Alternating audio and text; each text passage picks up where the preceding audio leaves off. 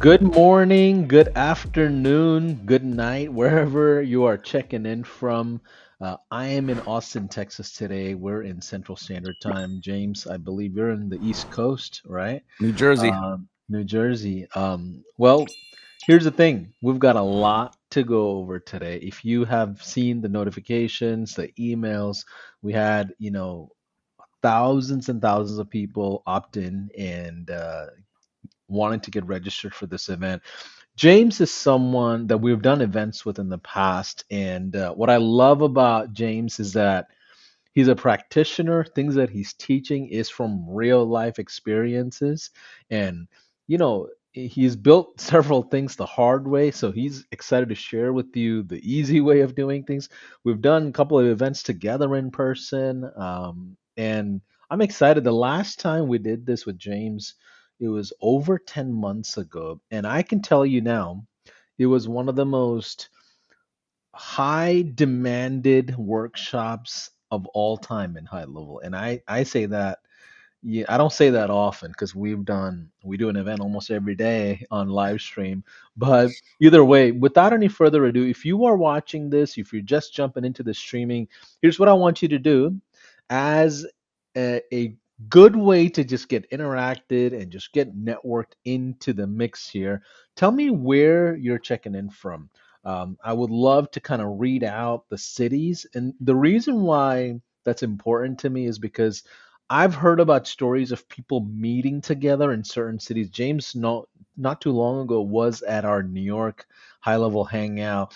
And a lot of these things come from the commenting of live events online and things like that. So tell us what city or state or even region you're checking in from and take a look at the comments. I want you to pay attention to figure out maybe there's one or two people in your city that you can meet up with, lunch, dinner, coffee, and share ideas. James, I'm excited to get this party started, man. Well, I appreciate it as always. So, who is James Bonadies? For the folks that don't know who you are, I know you've got a lot of plaques in that room, even the walls that we can see. I know you got a lot of Right. cool things and cool projects. I feel like you have like eight businesses, man. What's going on these days? Um, yeah, I mean, listen, I started this online journey. I started searching for the online business in 2007.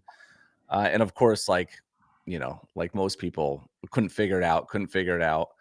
I was a teacher in a high school, and I'll go through a little bit of the background, but as far as like businesses go, real estate, agency, coaching, software.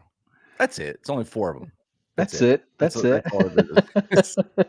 Yeah, Well, I know you're crushing it on several of those lanes from yeah. personal stories I've heard from you and others as well. And here's what I want everyone to kind of buckle up on is we're going to talk about the agency side and the software side. We're going to kind of lean on the high ticket lane. That's kind of James's like wheelhouse, if you ask me. Now, with all due respect to everyone that's attending and ever done an event with us, I can tell you this is not easy.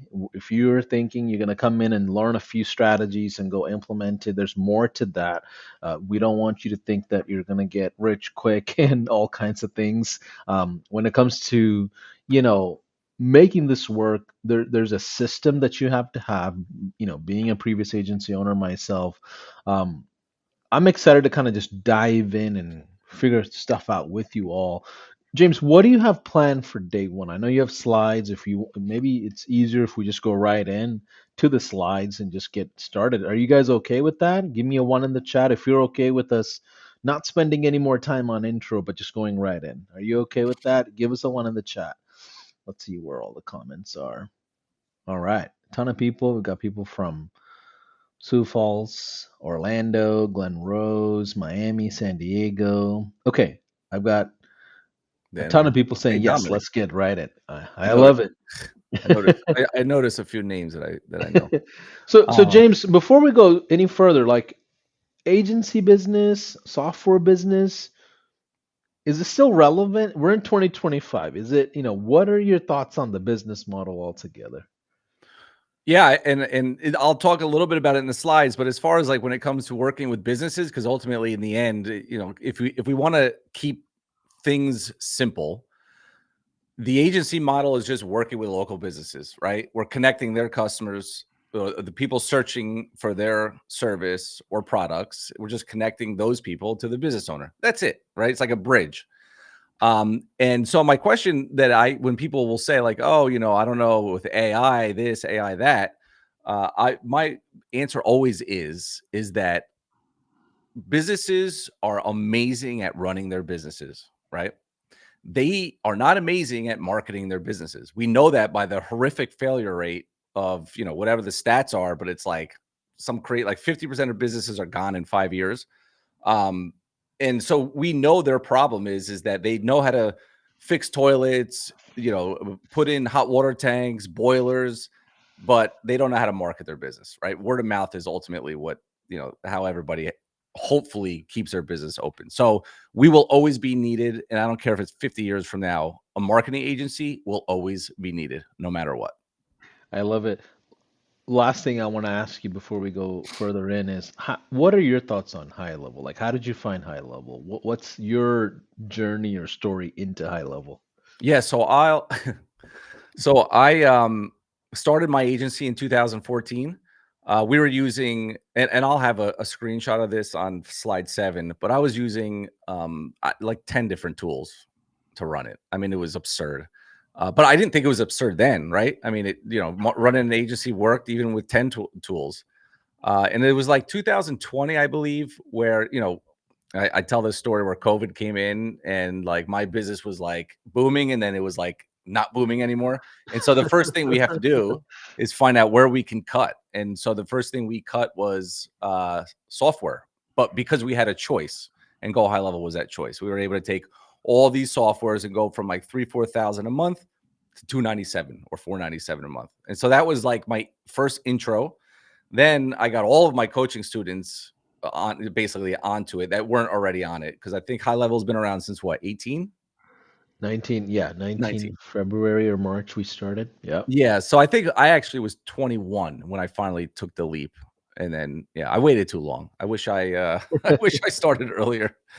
Um So what do you have for us today? What's the agenda for day one? I know we're doing a jam-packed 2-day event. Typically, back in the day, we used to 3 do days. these 3 days. Yeah, My very first one was 10 days. I can't believe we 10 that was days. the beginning. Oh my So god. now we've gotten a lot more efficient. So we got 2 days jam-packed with stuff. What do you have for day one? What's the agenda? If you're just watching this, like if they're coming in, what should they expect at the end of the day today? So by the end of today, um everybody's going to know how to talk to a business owner. So the main problem when it comes to, and I've been teaching this since 2017. I've had over 8,000 people pay us to learn how to start a marketing agency and counting. Um, and the number one problem is that people are afraid with two things, right? Where do I find the businesses? And what do I say to them? Right? How do I know what to sell them? And most of the time, like outside of what we teach, most people don't know. They just don't know what to say. They don't know, like, all right, maybe I want to pitch AI voice, right? But how do I know if the business needs it? What do I have to ask? Are there certain questions I should be asking? And so today, by the end of today, everybody is going to know exactly how to end a conversation with the flow being the business owner is admitting without even knowing they're admitting exactly what they need. And so what that does is it gives you confidence. So if I have a conversation with a plumber, I ask them a series of questions, and by the end, I'm going to know exactly what service to pitch them. I'm going to know exactly how to onboard them. I'm going to know exactly how to fulfill. And so that's what we're going to talk about today. I love it. So let's dive right in. I know you got slides you want to share, so Yeah. that way we keep our conversation organized. Otherwise, I'll just be asking stuff just out Yeah. of curiosity of what's working and what's not working, and we'll just get, you know, nowhere unless we have some slides Yeah. because it's exciting stuff. All right. Those of you that are watching, kind of tell me what you're struggling with. So, as an advocate for you that's coming in and learning how to start an agency or build an agency, like I'm curious of your you know, the thing that you're hoping to learn. Like, is it sales? Is it fulfillment? Is it client management? Is it contracts? We'll try our best to kind of feel for where you guys are. If you want to go ahead and full screen that. Yeah. I moved you over here, so if I'm looking All good. Yeah. on the side, it's because of that. Yeah. Uh, I'm going to move this QR code to the right. So for those of you that see the QR code, it's an opportunity for you to jump into our trial offer that we have for this event. And so when you jump into the trial, you get a ton of, goodies and cool stuff from James. So you definitely want to take advantage of it, especially if you've been on the fence on whether you want to jump into high level yet or not. So what do we got, James? all right, so the title of this is From Hustle to Algorithm. The new, what I put in quotes, because ultimately the foundations of running an agency never change. It's just having that blueprint and knowing what to do next. But before, so I'm going to say this for everybody that's watching, allow me to go through slides. Okay. I'm going to set the tone for what I'm going to walk you through in the next, it's going to take me like 10 minutes, 12 minutes to maybe 15 minutes, unless there's questions. I don't know. We'll see. Whatever. Just get your cup of coffee and don't eat until after the end of this so you're not tired. Because I want to make sure that I lay the foundation so you guys know how important the framework is. All right. So we're going to be talking AI also. And so what I want to first do is talk about the elephant in the room, because a lot of this stuff that is out there, Go High Level has its suite of AI features. They're amazing. They're going to be, they're built into what I'm going to show you today. But believe it or not, like most pilots of companies that are building generative AI, things that they thought businesses need, they're all failing. They're literally in the MIT report that came out a couple weeks ago. I don't know if anybody saw that. And so I'm just gonna the underlined text here is really what I want to point out, is that the biggest ROI isn't in flashy marketing. And this is shouldn't be a shocker, but it is a shocker for everybody. Flashy doesn't sell. Okay. It's boring back office automations, HR, finance, operations, mostly operations for people like us, right? So if we're talking to a plumber, what they really need help with is simple things that we can accomplish with using Go High Level. All right. So that is where the money is. They treat AI as like an infrastructure, not a toy. And so if I look here, also, they're saying 19 and 20-year-olds are the ones that are making most of the money. All right. They've seen huge revenue jumps from 0 to 20 million in a year. It's because they pick one pain point. And so this, like I said, I'm going to be laying the foundation and the framework of why this process that I'm going to show you today works. They pick one pain point, they execute it well, and they partner smartly with companies who use their tools. Now, who are we partnering with? I can tell you who I'm partnering with when it comes to running my agency. It's Go High Level. I'm not trying to build. I'm not trying to use. Does anybody know what N8N is? I'm sure people have heard of it, right? I spent 2 weeks trying to figure out how to use it, and then I realized I don't even know why I'm using it. Like, what am I even trying to build that Go High Level's AI tools can't do? And when I say Go High Level's AI tools, what I mean is I'm working with plumbers, electricians. I'm working with HVAC companies. I'm working with home repair modelers, kitchen repair. Like, you don't need to have a workflow that is the size of my back wall in order to sell something to somebody. You need simple. Like, they want simple. They need to solve one problem. And then once you solve one problem, that's where the big money starts to happen. And I'll show you why. All right. So I know Paulson already said this, but any results that I'm going to show you, okay, past performance is not a guarantee of future performance. High level does not guarantee that you will experience financial gain or generate revenue. Results will vary. Everybody in their mind, check that off as the no guarantee piece. Everybody got that, right? All right, cool. So let's look at the old hustle way. And I put things in quotes because ultimately, like, we all got to hustle. All right. building an agency today, in my opinion, is way easier than it was when I started in 2014. Way easier than, like, my business partner started in 2012. We just have the available tools um, that enables us to very easily implement, let's say, AI or reputation management or lead generation. Okay, so core services the old way was Facebook ads, pay-per-click ads, SEO, reputation management, message marketing, or database. We call it message marketing, but database reactivation. And then you had to have three core skills: copywriting, sales, prospecting, and SEO. If that was one of your things, you need to understand it, unless you outsourced it, right? Most of the SEO I've outsourced. And so the old tool way, as I mentioned earlier, I used to have, these were all the tools that I was paying for to run agency and coaching business. And you could see, like, Calendly, they're over here. Oh, it's written in black. Pipeline, Schedule Ones, Calendly, Jotform, Woofu, Dash Clicks, ClickFunnels, Callfire, CallRail, Text Line. You get the point, right? Zapier, Kajabi, blah, blah, blah. Okay. So now we just use Go High Level for everything, for coaching business, for marketing agency. This is what we use. All right. So if we look at what's happened now since AI has come into play, well, to me, what's happened is that there's just more things to offer businesses. There's more opportunities. There's more money to be made. There's more packages. There's more upsells. There's just more things you can sell. Because a plumber, right? Could they use lead generation? Sure. Could they use pay-per-click ads? Like, for example, pay-per-click ads? Sure. Could they help with ranking their Google Business Profile? Sure. Can they help with managing their reputation? Sure. Can they help reactivating their customers?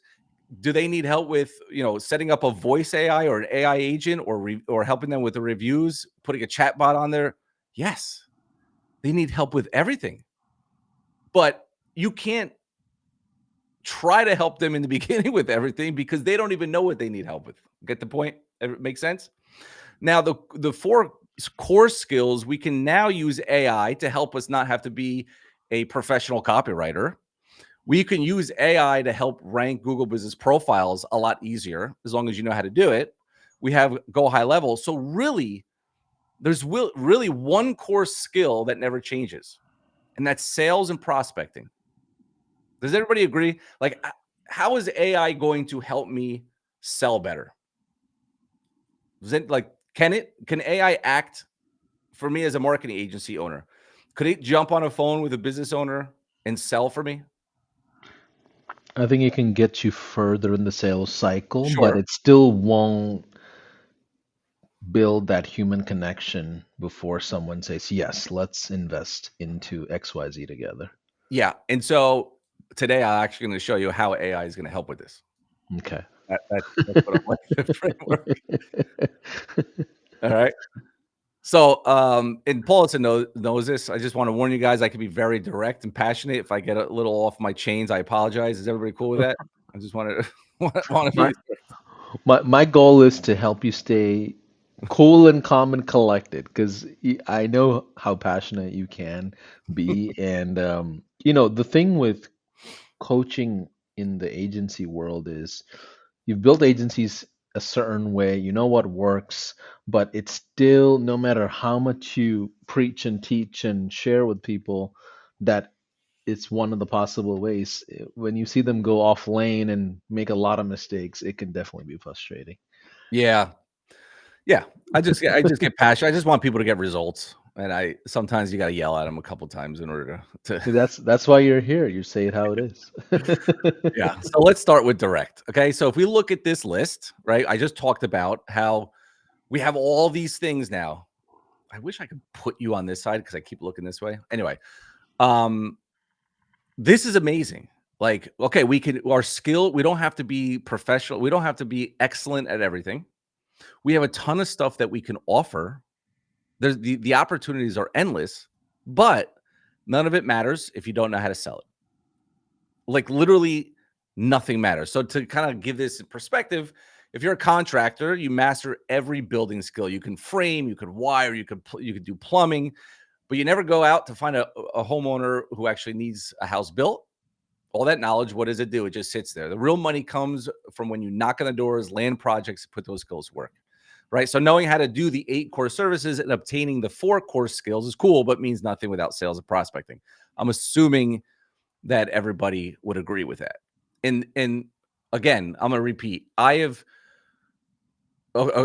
coached over 8,000 people, and everybody spends 95% of people never get out of the learning phase. They just learn and learn and learn. And then they go and buy something else and they learn and they learn and they learn and they see the next shiny object and they go learn and learn. And then all of a sudden, 3 years later, all they did was learn and they have no money to show for it. It's and by the way, I'm not saying I'm any better than anybody else. I did the same thing from 2007 to 2014. All I did was learn. I tried different business models. I got into MLMs. I got into e-com. I was selling T-shirts on using Facebook ads. I did it all. I'm no better. I'm not. I'm not trying to say I'm better, but I learned by doing that I'm not the only one that did it because most people do, but there's only one way. There's only one way to get out of that, and that is taking massive action with the things that are the most uncomfortable. Learning is easy. I could sit in front of my computer for 8 hours a day and watch YouTube videos and do all that stuff. That's the easy part. But like getting in my car and driving to the strip mall down the street and walking in, so maybe somebody needs a AI voice or somebody needs reputation management. That is the hard part.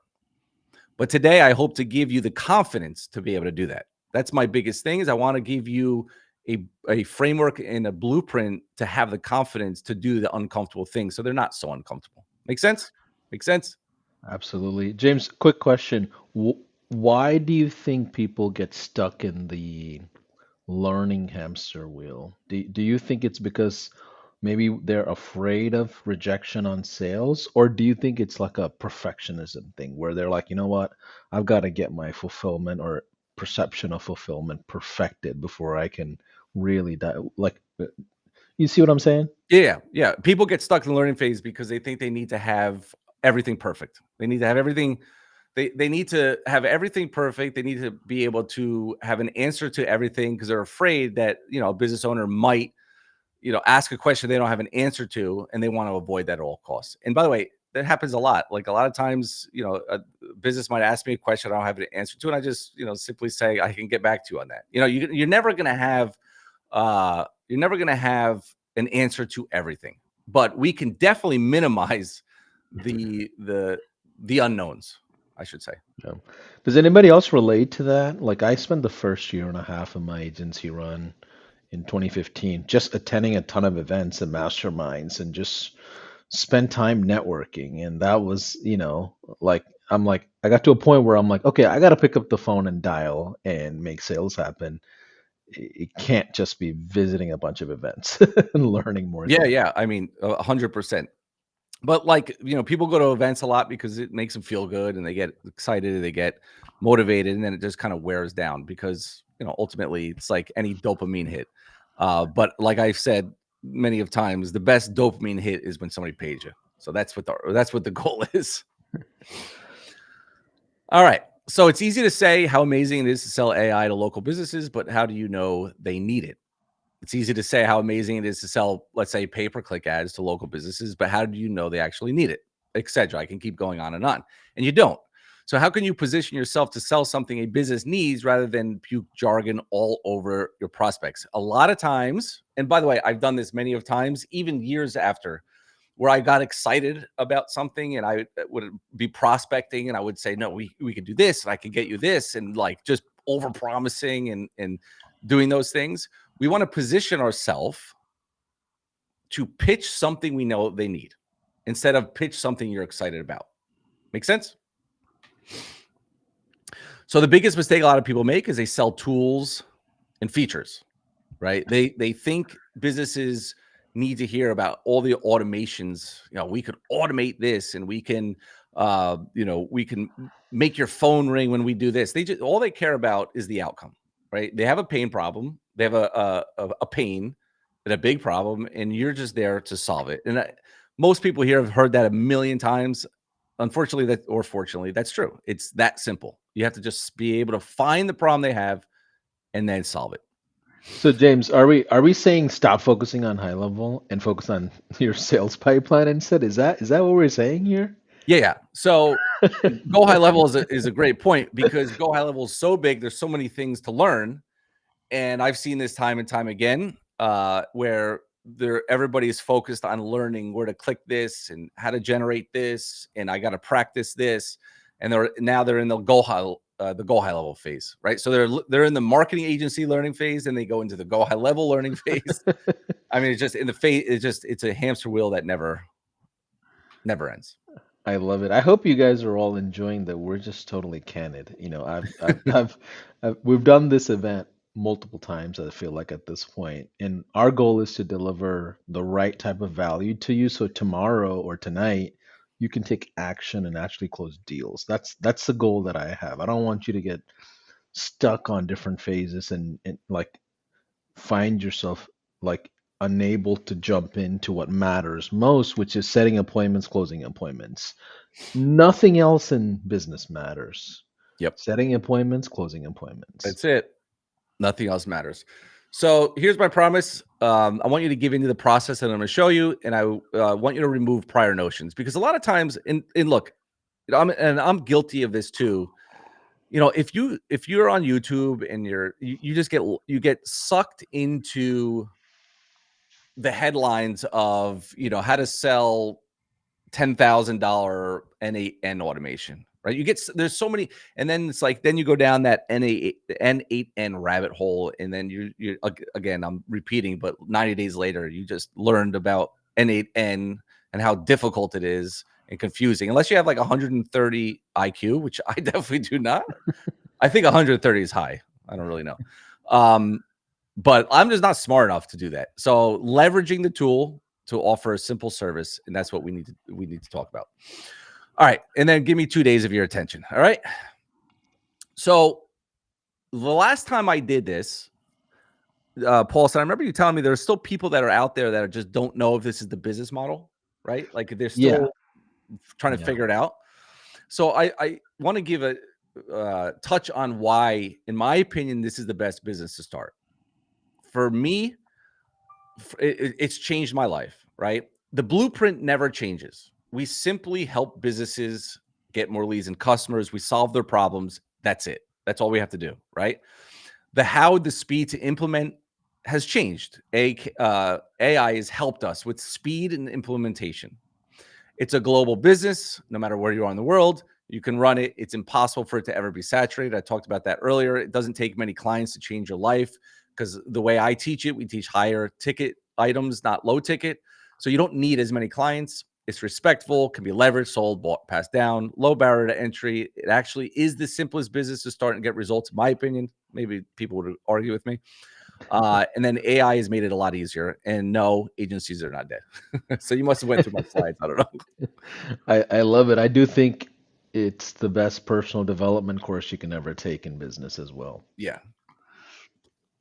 It'll teach you things about yourself that you never knew existed. That's for sure. All right. So I want to warn everybody. Okay. I know Paulson gets a kick out of this every time. So during the next 2 days, I'm going to sporadically give away over $20,000 of giveaways. Okay. I'm going to give 3 coaching spots, like my own coaching, to 3 lucky winners. 1 spot, I'm going to give an 8-week mentorship to. So that means that I'm going to assign you to a 6-7 figure agency owner that does mentoring for my coaching students. And they're going to work with you for 8 weeks, one-on-one every single week, walk you through our process. And that's worth a lot of money. So one person will win that. I don't know when I'm going to give it away. Maybe none today, maybe all tomorrow, maybe 1 today. Who knows? I just want people to stay. I just want people to stay. Okay.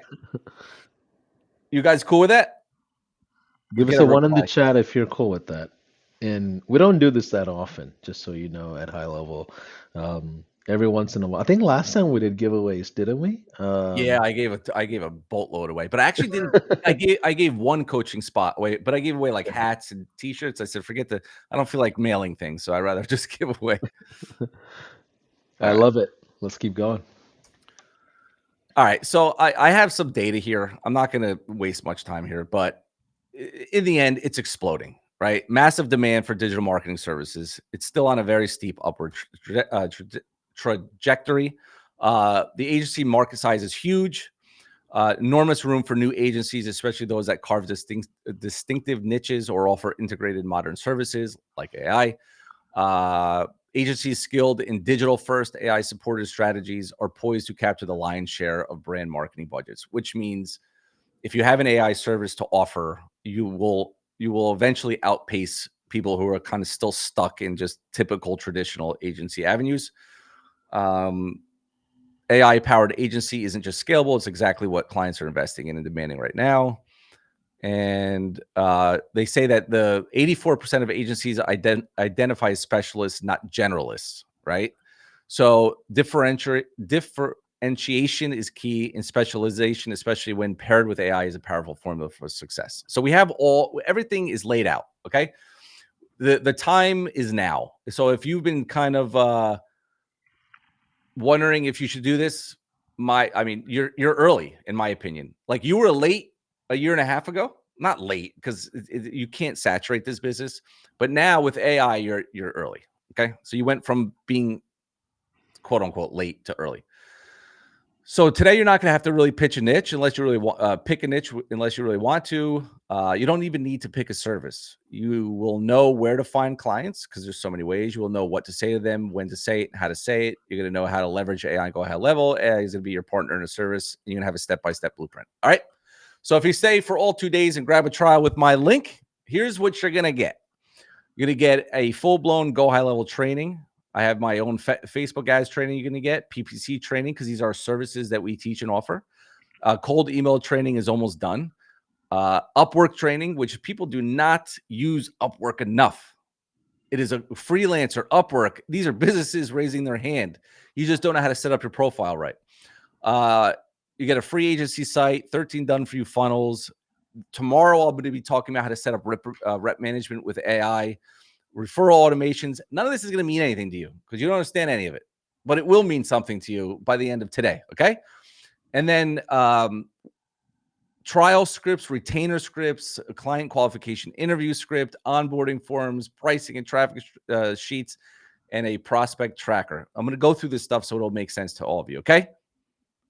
I love it. Just to clarify, James, your focus, is it local businesses only, or can I build an agency a bit more wider, even outside of local businesses? Or like Well, give me what an should my example. like should I focus like where should my mindset posture be? Is it like I'm gonna go after the plumbers or the realtors or like certain people in a local industry, or am I gonna take on like a e-com store or like a influencer coach or something like that? Like Oh, where should my mindset be on my your target? mind. The mindset, what I'm teaching today has nothing to do with like influencers or coaching or something like that. This is going to be, you're going for a local business. Mom and pop I mean, shops. yeah, mom and pop. It could be big, big HVAC companies or pool installation companies, things like that. But any business that, and a lot of people will say, well, my town only has 10,000 people in it. So just think of the next biggest town closest to you. Who have you hired? Right? Who's come to your house to fix your siding? Who's come to your house to do plumbing work, electrical work, fix your garage doors? Like this is what I'm talking about. Like, where do you walk in your local area to go into? What stores do you go into? This is I like e-com stuff. There's a time and place for that, but I'm a blue collar local business marketing agency. I love it. Can we have everyone in the chat type that out? Blue collar agency. I just want everyone to understand that are watching on replay or maybe you're just coming in. We have a certain mindset in mind, like that we're building an agency out a certain way. Like there's 500 different ways to build Yeah, an agency, but this is something that I think is really interesting because it's more, to me, it's more stable. This is the way I built multiple agencies as well. Let's keep going. Let's keep going. yeah. So they're the best people to work with. These local businesses is what drives the economy. It is the heartbeat of America, and even outside in other countries, like it is. They employ the most, and they drive our economy. Okay, so this is all the stuff that you're gonna get. All right, so I kind of talked about it, but I've coached over 8,000 people, generated over 37 million online. It's both my agency and coaching. Dozens of awards you see behind me. It's just for those who have no idea who I am. What I'm most proud of, obviously, of course, my kids, my two kids, my wife, my family. But what I'm second most proud of is this stat down here. So 7 years of coaching this exact model. Is this cut off? No, it's not. We have verified 2.8 million per month in student retainers since 2018 to 2024. These are verified screenshots and proof following this exact blueprint that I'm teaching today. Yeah. Jason's a great guy, by the way. I'm curious if he's joining us by chance, Yeah, but he moved to Australia, so I okay, think it's okay. like So time zone is off the it ain't charts. working. Gotcha. Yeah, yeah. Jason's a great guy. If you get a chance to meet with him, it's always a pleasure. He'll actually be in October. He'll be at the Okay, live event. perfect. Okay, so we know this stuff works. So who is ready to land their first 1,000 to 3,000 per month paying client? Anybody ready for that? It sounds Now, scary for someone who just haven't made their first dollar, James. well, I'm going to tell you. I'm going to be honest. I'm going to be honest with you. My first client that I landed was 5,000 a month. The first client from start in 2014, I landed a mortgage loan officer at 5,000. I promised the world. I have a whole story about this, and I don't want to waste too much time. But I just threw the price out, and I Yeah. was selling him SEO at the time, and he was like, "Yeah, sure, 5,000 works." Now, what happened after that is an hour conversation, but just let me just say, never over promise and under deliver. Just under promise and over deliver. Let's put it that way. So anyway, everybody's ready. Okay, so we have to start with step one in this process. Okay, so if you can't do this, you have no business, and the rest of this training is going to be worthless. All right, and it's sales and prospecting, and this is for everybody. So anybody who wants to start this business, whether even if you're a large agency, this stuff could help you. And these are the 2 days we talked about it earlier, but I already had them in my slides: prospecting and sales, and then leveraging AI and go high level to offer tiny wins and turn them into big money. Okay, we're just going to skip kind of through this. All right, these are just some students that recently posted. You could screenshot it and read it, but I mean, some of these people are making their agencies are bigger than mine. Like in 1 month, this guy got 6 new clients, 2,000, 4,000, 4,000, 2,000, 4,000, 4,000. It is a hell of a lot easier to build a business when you're getting those kind of payments compared to trying to land 100 clients at $97 a month. Okay, that's always my big thing. There's more than one way to skin a cat. Maybe some people are better to do it the other way. But for me and my students, I've always learned that charging higher prices is worth it because a couple clients changes your life. And I just have 4 others. This is my favorite one. 10 new clients was in the month, 13,000 added. Look at all of them from Upwork, by the way. Just I want to make a point about Upwork because it is like the goal. People are going to agree with me, disagree with me on here, but we have students that crush it on Upwork. That's all they do. All of their clients are just found on Upwork. Just a few more other high ticket payments. Okay, just so you know that it's not just me saying it. It's not theory. So this is our process. Okay, so if some of you who were on my last one, I actually think it was longer than 10 months ago. Paulson, I think it was like 2 years ago that I was on. No? Really? Yeah. I think it was 2 years ago. Man, I know. it Time flies. feels like, yeah, it feels like a year ago. So our process is obviously niche, picking a niche. I'm not. I think you work into your niche. I didn't put this in the training about what I think about it because ultimately, in the beginning, you just take whatever you can get. And then you get good at something. You find out who you like to work with, and then you niche down. Okay. That's just all I'll say about that. That's my opinion. That's what I've seen work is that you just kind of like you take the opportunities as they come, you build a portfolio, you get results for clients, you get the confidence, you love working with uh, gym owners, and then you go all in on gym owners. That's the process that I've seen work time and time again. And then prospecting, and then when you're prospecting and you get on a call, like Paulson said, right, you got to generate the leads or find the prospects and get on a call with them, get them to book an appointment with you. Most people, then what they do is they just try to sell them. It's like they have it in their mind that I'm going to sell reputation management to any business that books a call with me, no matter what, if they need it or they don't. And then they wonder why they can't close anybody. But if you get past the client, the talking to the business, well, now we got to get them on a trial. I love offering free trials. It is for beginners, intermediates, and even big agency owners. There is nothing better than a trial, my opinion. Now, they could be paid trials. They don't have to be free, but in the beginning, they should be free. Again, I could speak about an hour on this, but I'm not going to. And then we need to onboard them. And then we need to close them on a retainer because we're moving out from a trial into a retainer.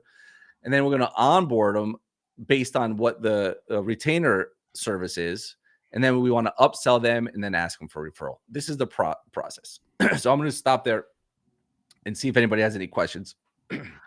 I'm curious to the crowd that's watching today, almost like 300 plus of you. Where do you feel like in these 8 steps that you want to spend the most attention on? Are you at a point where you're like, you know what, Paulson, I'm working with like 3, 4 different industries. I don't know where to like dial down. Or maybe you have that dial down, you're like the trial and close place where you're like, I don't know if I should lead with the free offer. Should I charge a setup fee? What should the price for my offer be? Or are you at like retainers, like where you're like trying to upscale them into bigger tickets, or maybe you're at the referral component where you're like, you know what, I'm working so hard dialing and dialing to get my own sales. I cannot build a referral business that works for me instead of, having, my own sales. Where are you? Like, tell me what phase you feel like you're at now. I should see numbers in the comments here. 1 through 10, 1 through 8, right? Do you have a client qualification process? Do you have an interview process? Or is somebody else handling any of these steps for you, or are you handling all of it? Like, where are you as an entrepreneur? Kind of give us feedback here as comments are flying in. Yeah, I saw a lot of like interview people saying the interview before they started typing in. Got it. Yeah. I see people here. Keith says I'm on the first. Salvador says 1 through 8, man, all of it. I love that. Yeah, We got 2, 5, and 6. Matthew Phillips. Lucas says 5. Alex says 3 and 4. Tomas one. says 4, 1. Okay, cool. All right. Well, whatever. I'm going to help you with all of it. Okay, so let's just go through it. All right. So I have to, Paulson, I'm sorry. I'm going to, again, I'm going to put a disclaimer. There's more than one way. And by the way, the way I run my agency, I actually have low ticket and I have high ticket. Okay. So you're going to see that. But what I don't like that I see a lot of times people saying is that there's only one way. Like I see a lot of people are saying like low ticket, charge them, 97, 197 because they will stay longer or they can afford it or it's going to be less work for you. Okay. You could do it. And there are people who've done it and they have hundreds of clients and it's all recurring. Again, I'm not going to touch on my thoughts on that. In my opinion, I don't think that's the best way to do it. You can mix them. You can do both, where you can have your low ticket and work your way up into the upsell of getting them high ticket, right? So what I want to, how do I go back? Yeah. So they will stay longer because you're selling a cheaper product is not true. And I'm going to tell you why. Just look at the fitness industry. Fitness apps are $10 a month and they have a 90% churn rate. 90%. Okay. And they're cheap. Traditional gyms, like large gyms, 50% churn rate. Half of new members quit within 6 months. And that's $10 to $40. I have a LA Fitness down the road. It's like $9 a month. I don't even know how they stay open. I mean, the place is enormous. they're just constantly having to bring in new members. They lose. If you're churning 50% of people who come in 6 months, you better bring in more than you brought in the previous 6 months, right? Average gyms, health clubs, 30 to 40% annually. Now, so the prices are going up a little bit, right? And you see it as the price goes up, your churn actually starts to go down. Premium health clubs, churn is pretty good, 28 to 30% annually. And they're 50 to 100. They're not 10 to 30. Boutique studios, CrossFit, yoga, spin, 20 to 30%. And personal training clients, this is where I want to talk about. I want to be a marketing personal trainer. Okay. 80 to 85% churn within 1 year, fewer than 15% reach 50 sessions. So the boutique is, I'm sorry, personal training. I want to be in the boutique area, right? I want to be able to have a relationship. Okay. So boutique studios, everybody knows your name, right? The person knows your name. You start to feel guilty because you're not going. They call you out. Hey, I haven't seen you in a long time. You're like, oh my God, he embarrassed me in front of the class. Things like that. And they could be 100 to 250 bucks a month. All right. So as personalization increases, prices increase and churn decreases. Does everybody understand that? Did I explain that properly? Essentially, my current agency clients, I know by their first name. I sometimes have dinner with them, but our families go out. These people became my friends. They like, even if they wanted to cancel, they probably won't. They'll feel bad. Feel bad. So I don't want my client to just be a client. I want them to become, a friend. And it happens naturally. Like there's some clients that I talk to maybe once a month that I don't go out to dinner with, not all of them, but like you just want to have that in your mind because ultimately that you become friends with them because you change their life, you change their business, and they just naturally become friends, right? Make sense? All right. So my goal is to show you how to get these kind of payments. 3,000, 1,500, 16, 2,000, 331, yada yada. These are August payments from clients, but I am going to show you where they started. So August clients payments, 31,000 over 16 clients, 382,000 per year, right? But they're high paying. They're paying high. And again, the numbers I show are our numbers. We don't guarantee that you're going to have the same results. We've been doing this for over 10 years, but we all start from ground zero. Okay. Did I do good on my disclaimer, Paulson, to make sure to go high level? I'm very proud of you. Thank you. Appreciate it. All right. However, all those clients were landed in this portion of the blueprint. They weren't landed Mm, here. Like when I say landed, I should say this. Those payments were because of this part of the step. Okay. Those weren't payments from trials or even the retainer. They were the upsell. All right. So these are those same clients trials in July. Does that make sense? Now this is both Jason and myself, so we're both land clients and things like that. So we own an agency together. So these new clients came in July. Were low paying clients, 297s, 300s, 349s, and those were landed here. yeah. Let's pause for a quick Yeah. second. What you just shared is a really big piece to the agency model today. Now, all of you that are SaaSpreneurs, take a look. James has two of those gold plaques. He was one of the first ones to get two. And I think you're on your way to get the platinum, if I'm not mistaken, Yeah, I next think year or so. this year. Next year, I think. All to tell you that the way people come into James's business is different than the way they stay in the business long term, right? So there's a entry point offer, which is the SaaSpreneur model we talk about. Myself, Chase, founders, like we talk about the low ticket SaaS model because it takes the pressure off of sales. You can build enormous things with that. There's also negatives to that, right? You're not going to be able to go charge one of those clients $10,000. Like you have to have an offer that makes sense. So, James, correct me if I'm wrong. You're looking at the SaaS model, the entry level, as like a pool where eventually you can handpick the top players that are paying you sometimes even 20 grand a month. Yeah. So what essentially through this process, we identify the first problem that they have, and we solve that problem, that little problem. And it could be they don't have enough reviews, right? Is that I and I'll talk about this, but like, or they want a database where they want to bring in more money from their current customers. Now, how do I identify that? I identify it through our client qualification interview, and then I want to get little wins for them. I want to get them on my side. I want to prove that I'm the man. I'm their marketing doctor, right? I'm their business doctor. Identify the problem. I give them a medicine to fix it. All right, that's what we like to say. But we all know that, like, if I have diabetes, I probably have more than one problem. I don't mean, like, for anybody that had diabetes, it's not anything against you. My father has it. Okay, but so we solve the problem with a pill.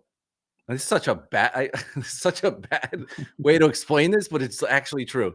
We solve the problem with the pill, but then the pill actually creates more problems. Yeah, it doesn't solve the root cause, is what you're getting No. at. And then they need, like, okay, now we need to sell them, like, weight loss. We need to get them off the pills, things like that. Whatever. The example is a bad one, but it's actually true. So as we solve one problem, we actually create more problems. And I actually don't have anything on this, but like when you asked me this question, it made me think of it. This is actually really important. Yeah. So let's think about this for a second. So more reviews. Okay.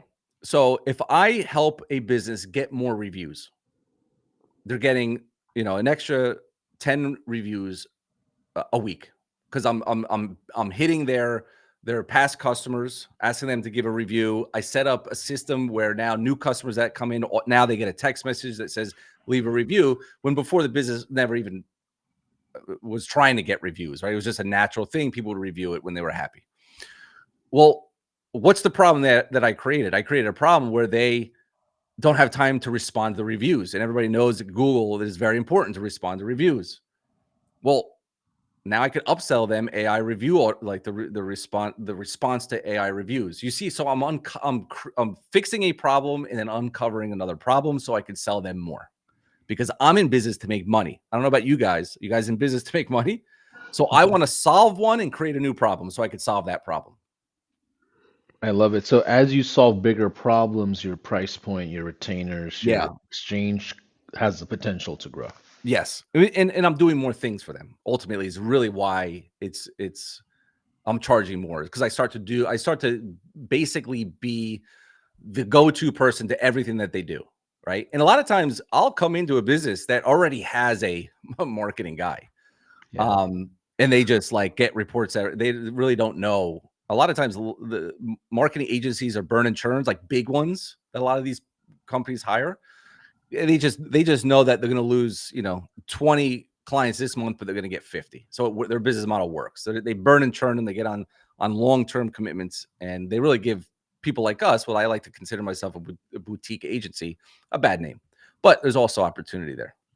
Yeah. And James, is it true that a $50 client often is way more needy than a $5,000 client? Oh, I mean, are you kidding me? It is beyond true. It is beyond, and that goes back to this part over here.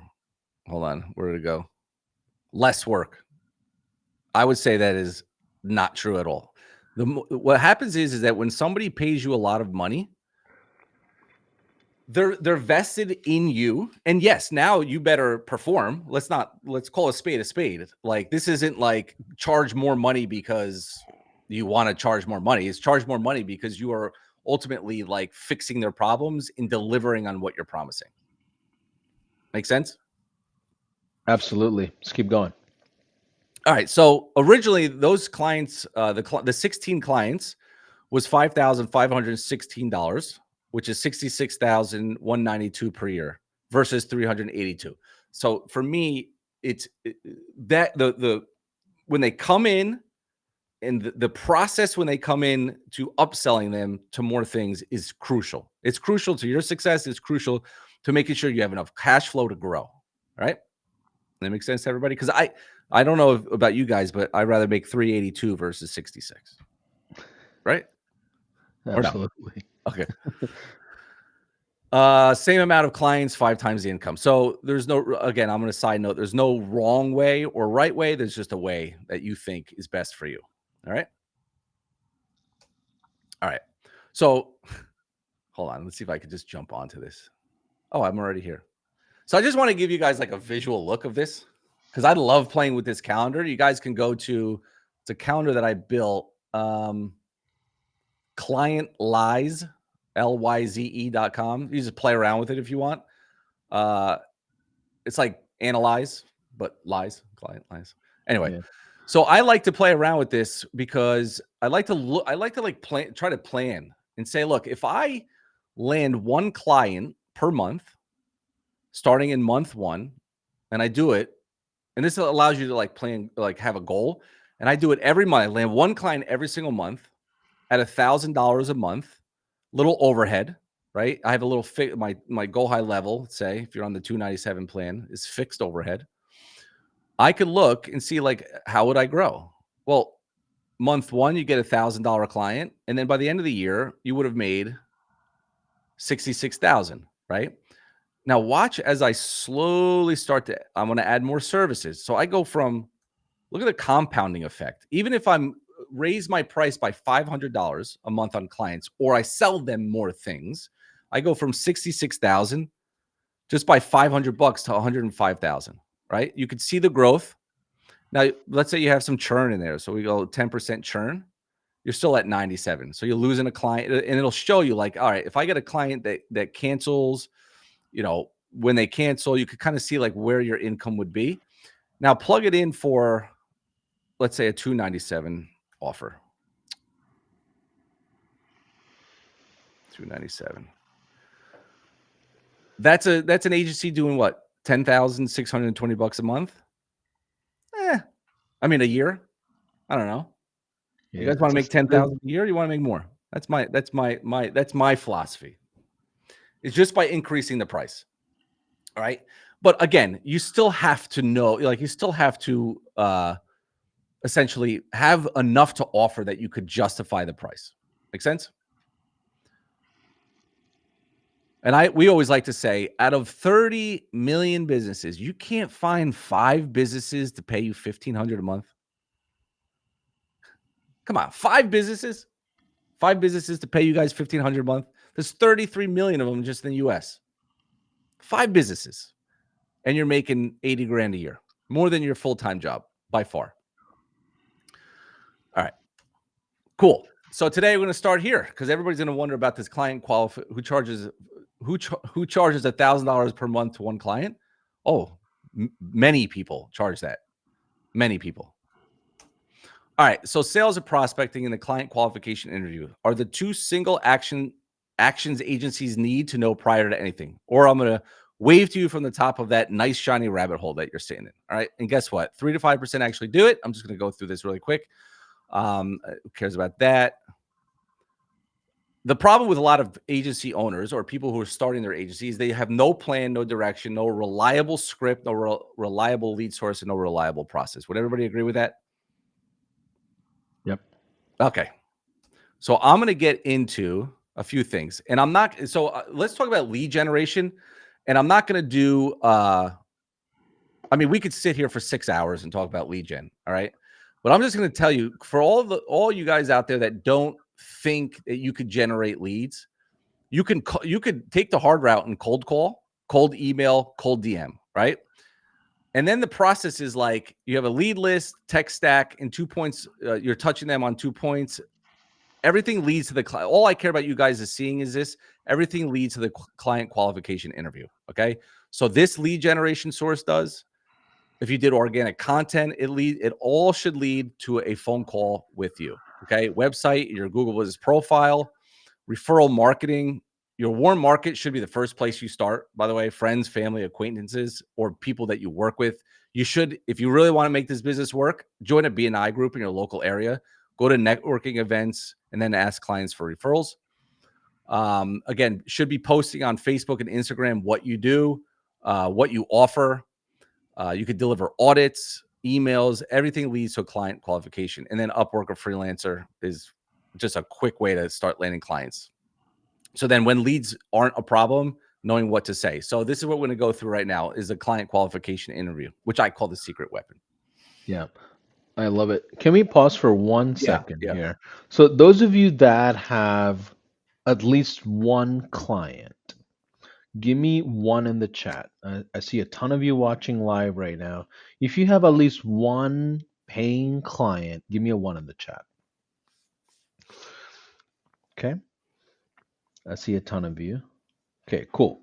Now, I want you to put down in the comments one or two words. How did you get your first client? I want to know how you got your first client. And I want to compare notes to what James just said. Lot I here I do these workshops and webinars and podcasts and all these things. I talk to agency owners, and the theme is exactly the same almost every single time.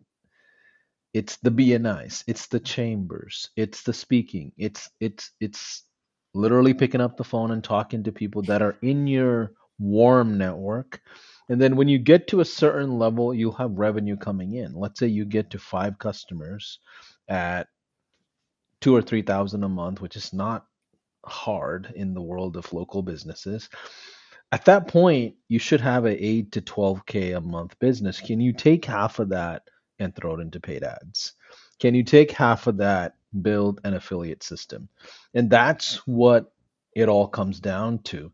Frank Kern was in here and he talked about the same exact model James is talking about, which is, hey, have a low ticket offer. Frank talked about reviews as a thing, right? Billie Jean came in here. He talked about providing audits and certain content as your first gateway offer. What is your foot in the door offer? You talk to a guy like Nick Robbins or you talk to like Molly Mahoney, they'll tell you charge for an audit. Nick would back in the day, Nick would charge $150 or $200 to do a marketing audit, whether that prospect became a client or not. So these are foot in the door mechanisms and offers that you might feel like, man, I hear this from every person. I hear this from every type of place. And the reason why that is the case is because it works. Maybe James is better at a chamber event where he can present something where I'm not. I might be better at hosting a dinner, right?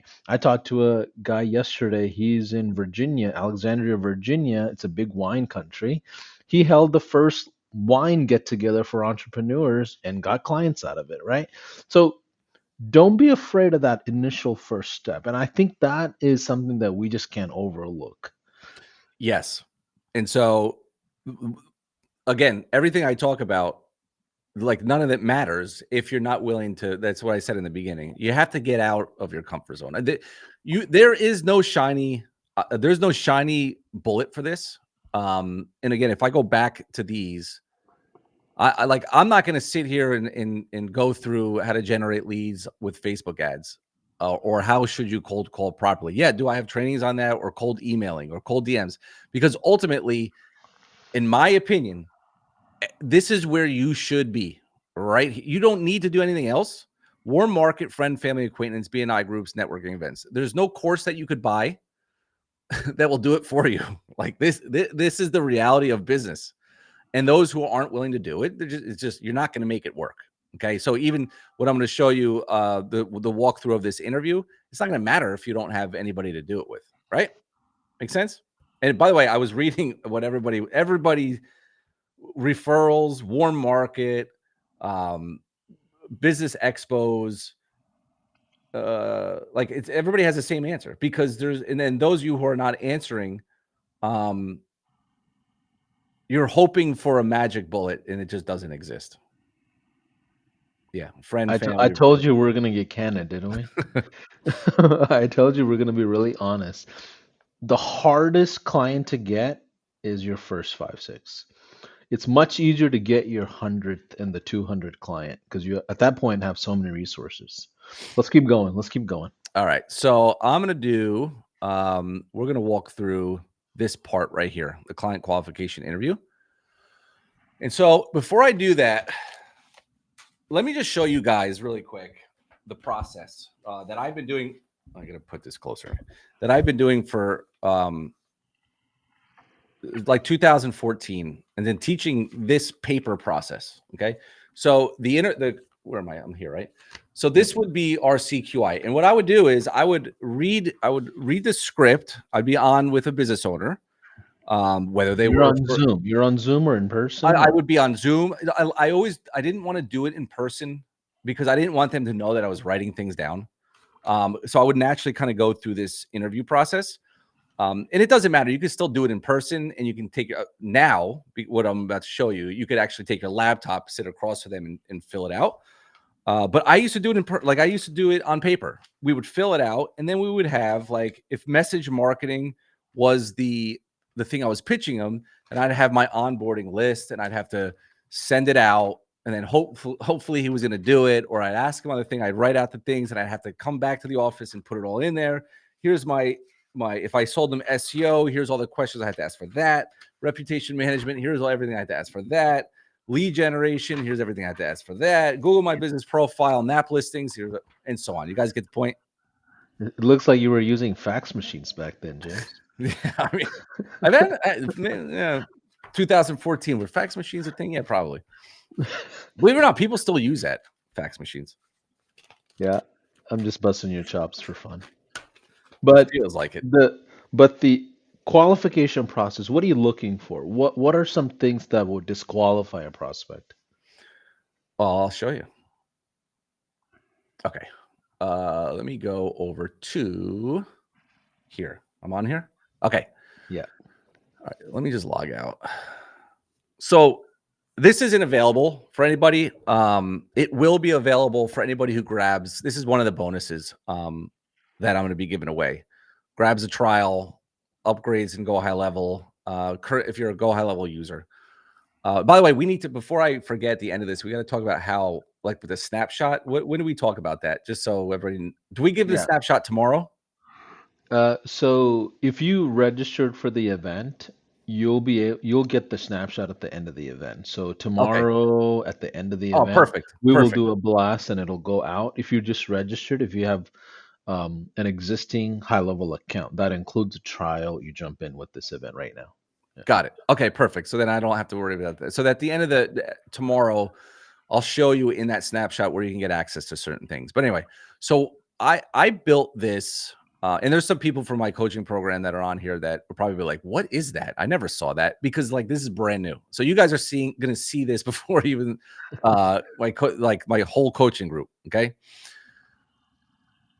so I created a process that allows you to do this interview interactively, right? If I'm on Zoom, let's assume I'm on Zoom with somebody who wants to get on, who I'm going to help with their marketing or whatever it might be. They were a referral, whatever it is.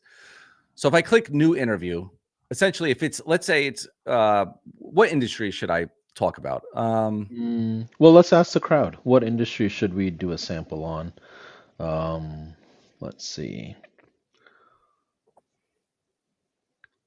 Somebody's going to probably give me some wacky industry. You know that's going to happen, right?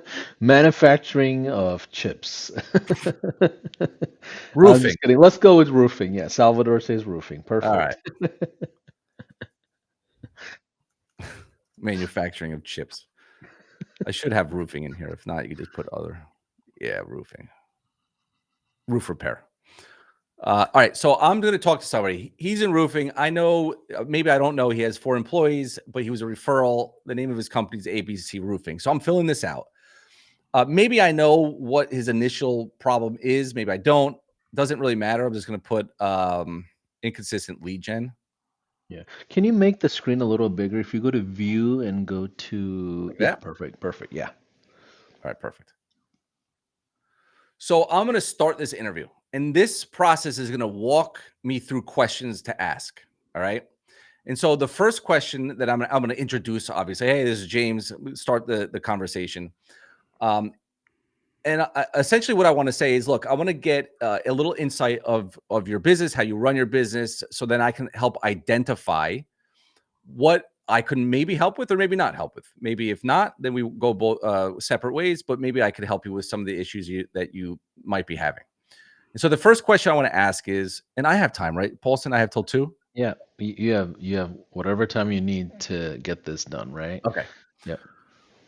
So the first question I want to ask is, would you say you have the capacity to handle more business and are looking to bring in more new customers into your business and grow sales, or are you interested in just maintaining your current customer base while still increasing sales? So if you read the goal here, right, what do I want to do? I want them to admit and confirm that they want help. All right. In addition, I'm getting an idea of where their head is at in terms of their capacity to handle more business, because more customers means all services that I can offer on the table. Maintaining current customers, I would probably just focus with either rep management or database reactivation, which is message marketing. Okay. So I'm going to choose if they say, here, Paulson, you answer the questions. Yeah. So what I'm understanding here, my background's in healthcare before agency. So you're acting like a physician. Yes. I'm in the urgent care or ER room. You're focused on symptoms that I'm describing, and you're focused on giving me a diagnosis and a prescription. You, That's you the couldn't have, mentality. yes, you couldn't have put it any better. Yes. Okay, cool. So, would you say you have the capacity to handle more business, and are you looking to bring more new customers into your business and grow sales? Or are you interested in just maintaining your current customer base while still increasing sales? Well, there's three choices: to grow and bring in more customers, to maintain current customers but increases sales, to grow and increase sales with the current customers.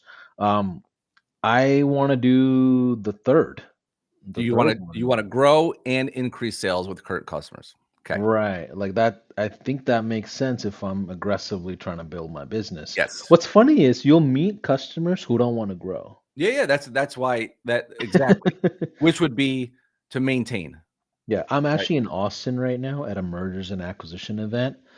And shout out to Tom Shipley. We're all here hanging out, a great time. Literally over 100 plus agency owners, and most of them are not trying to grow their agencies.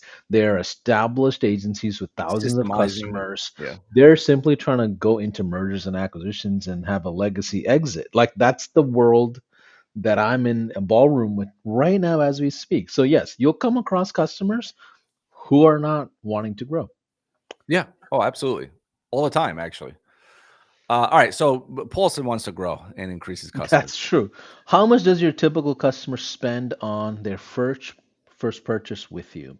So roofing, oh yeah, well over $1,000. It takes them 2 years to get that first purchase, but yeah, yeah, it's a lot high ticket, Over, yeah, right? high Yeah, ticket. yeah. What type of advertising are you currently doing? Currently running Facebook ads, Google ads, offline printing, online Other online venues. venues. Okay, yeah. Not running any advertising. So this is interesting. So if I'm selling Google ad services or Facebook ad services, I actually want to work with someone who's previously invested into those things, right? Or do I Mhm. want someone brand new and it's like the new guinea pig that's just hoping that marketing campaigns work? What's your thoughts here? I don't think you can go wrong either way. Okay. Um, and I think that typically what happens is if essentially what I want to do is I don't, because I don't know if they're running pay per click ads, if they say I'm running, let's say, Google ads, right? I want to go for a low hanging fruit. Like I don't know if I want like I don't necessarily want to like pitch them on helping them. They didn't tell me they needed help, right? They didn't say it, but on this question here, um, are they like where are you currently getting most of your customers? Word of mouth, referrals, or through my website, which essentially would be like through also ads. Maybe they don't need help with it. So I don't want to even go down that road. But that could be a conversation that I upsell them to because they're like, hey, listen, you're already doing this, this, and this for me. You know, can you look at how I'm doing on, I haven't gotten a lead from this guy that's been running them. Like it just Yeah. uncovers, it just like it starts to Yeah. uncover and open the can of worms. Yeah. You know what I love about this, James? If I'm gonna be the quarterback for their marketing, I need to know all areas of marketing activities, whether I'm the one solving that Correct. specific problem or not. I want awareness of the landscape of marketing and sales altogether. Okay, Exactly. so let's say I'm currently running Google Ads, I'm doing offline printing. You're gonna pick the top one that you do the most of. Okay, let's just go with print campaigns. That's the only thing I'm doing is Oh, wow, okay, you throwing go out throwing out mailers and door nice. knocking because I'm a roofer. I'm door knocking and doing Hey, mailers. they work, mailers work. Yeah, And currently, where do you get most of your, customers? word Word of of mouth mouth. Word. referrals. Yeah, What word stops of you from putting more money into advertising? mouth. Don't know how is probably like I don't know what else to do from what already works for me. You Yeah. know. So this is a big thing. Like, if they would say don't have the budget, now I definitely know I'm not gonna even bother. Like, I'm just like, we're gonna get all lead gen out the window because I don't even want to uncover why. How could they not? They're a roofing company. They don't have a budget to run advertising. A little bit of a problem here. But I'm talking to them, so I still want to be able to have something to try to sell them. So let's just say don't know how. That work? Okay. Yeah, All right. Do you have a list of current customers or prospects, like a newsletter list or your current customers that you can make offers to? I don't. How satisfied are you with your current website? Now, this obviously, you know why I'm asking this. This could be a future rebuild. It could be a future things. I want to store it in the information. Yeah, I mean I have it, but I don't think it's doing anything. All right. Sounds good. I'm literally going back to the old responses of my agencies. Exactly. Hilarious. As you know, AI has been being implemented across the globe. Have you implemented any of this technology? Again, you know why I'm asking this. Now, to Yeah. them, like, it just sounds like a conversation, right? It doesn't sound like I'm like, "Hey, do you want to?" No, like, you've heard about AI, right? Have you thought about implementing it in your business, right? This is just a simple conversation that they don't get all like tight and wound up like, "Oh, this guy's going to try to pitch me something." No, we're gathering information Yeah, first. we're in an investigative mode Yeah. essentially for diagnosis. So, are they seeing this? No. Okay, okay. So No. this is for you essentially, Correct. and you're on just a Zoom one-on-one or phone call essentially Yeah, or in or a phone person. call. Yep. Yeah, Yeah, so I'm got it. asking the questions and I'm sitting in front of my computer on the phone or even on Zoom and just clicking. Okay. And who all should be on that call? I mean, if you're talking to the business owner, like, it depends. I want all, decision makers on the call. I want, if his wife has a say in it because she's the secretary there, I got to make sure she's on it because the woman will always have the final say. So I'm playing devil's advocate here and just going through different questions that we've had as part of workshops and webinars. So Yeah, hope this is helpful to you all that are watching. So I have not implemented AI. you have not. So Okay. that's going to be my answer. Yep. Do you actively collect reviews from your customers after using your services? Yeah, yeah, we do. We have Yelp. That it's Yelp is on. That should get me reviews. Okay, so how are you getting them? Yelp? Yelp, yeah, or Google, but I don't know how to see my Google.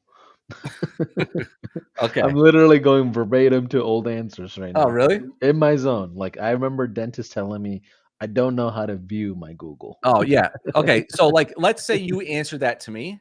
Yeah, In my mind, you don't. Like, in right. my mind, you're collecting Yelp reviews. Like, Yelp reviews is gonna do anything for you? So, I'm like, "No." And the reason why I'm saying no is because I'm just trying to see if they're a candidate for rep management, right? Yeah, And most businesses are anyway, but I know that my system is gonna weight reputation management more if I click this. So, I'm like, "You know yeah, what? He's gonna need this." yeah. Um, Here, like, what would your ideal scenario in terms of business growth or improvements in the next 90 days? So, what am I doing here? I'm future pacing, right? I want to make sure that they know that we measure things on 90 days. We don't measure them on 30 days. Okay. So I'm just planting the seed in his head.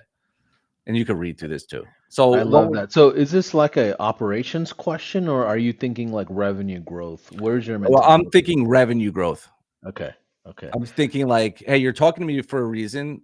Everybody wants to grow or at least make more money. Let's talk about. So you're going to have an answer. So in the next 90 days, what would look good for you in regards to business growth or improvements Got it. monetarily? Got it. So I'm doing about 85 grand a month. I would like to get to like 125. So I would just put plus 50K per month. Again, all I'm doing is storing this in my database. And then what about in a year? Well, I like to 4x the business by end of the year so I can grow the team, pay taxes, Right. all the shenanigans. All right. So I would say currently 85 per month, right? So I'm going to put that in there. What was your plan to achieve? So these are good goals. What's your plan to achieve those short-term and long-term goals now? Well, we don't have a plan. That's why we're talking to you, James. But You don't have a I plan. mean, but we've also seen a lot of people with different plans, and we Mhm. just don't know which one to really go in on either, Okay. Because remember, these prospects are getting pitched left and right every Sure. single day. So just be mindful that sometimes the differentiator is your ability to be transparent. It's not Yes. even the offer. Oh yeah. Yeah. And having like a conversation, like you have already been warmed up to this person by asking, like you're going to ask these questions. I've seen business owners be like, man, how do you know like what to ask me? Because everything was like, I have a problem. Like in his mind, he's saying to himself, I have a problem with that. Why is he asking me about that? Does he know that I have a problem with that? You know what I'm saying? And Yeah. so like, Well, this is the benefit of like focusing on an industry. You start seeing the same type of problems in the oh yeah, sales process. yes. And so these 10 questions really do fit. And then we'll get into the service-based questions, but these questions do fit anybody that you're going to talk to. Yeah, So so I'm they gonna don't go have a with I don't have a plan. Yeah, I don't have a plan. okay. So now it's going to take the discovery questions, and you can see here when you hit this page, say, "All right, based on everything you've told me so far, I believe I know what's going on. I just have a few more questions. Is that okay?" Right now, I'm going to make this a little. No, I guess nah, I won't.